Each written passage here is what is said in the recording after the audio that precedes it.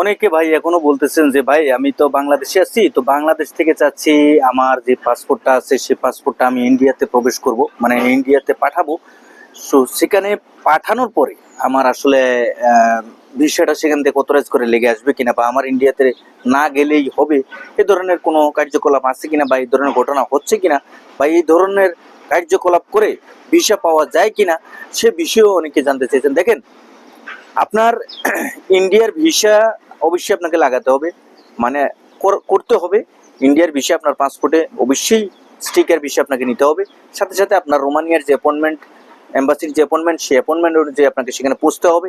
তারিখ, দিন, সময় সম্পূর্ণ অ্যাকুরেটভাবে আপনাকে পরিষ্কারভাবে সেখানে পৌঁছে আপনার সময় মতো আপনার কার্য আপনি সম্পাদন করতে হবে।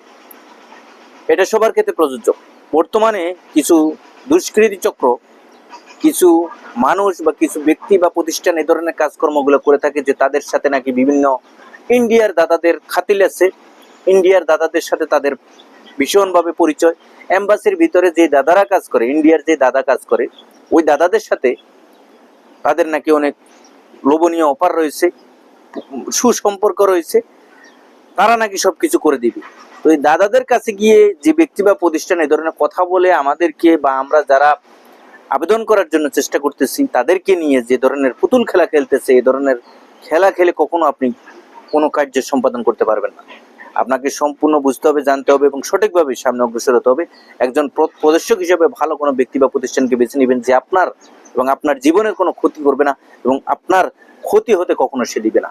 সুতরাং এই রোমানিয়ার ভিসার কথা বলে আপনাকে ইন্ডিয়া যেতে হবে না, অথরাইজ করে পাসপোর্ট পাঠিয়ে ভিসা এনে দিবে আপনার কাছে, এবং সাথে সাথে ইন্ডিয়ার ভিসাতে লাগানো তো যাক দূরের কথা, ইন্ডিয়াতে যাওয়াই প্রয়োজন নাই, এই ধরনের কথার কোনো ভিত্তি নেই।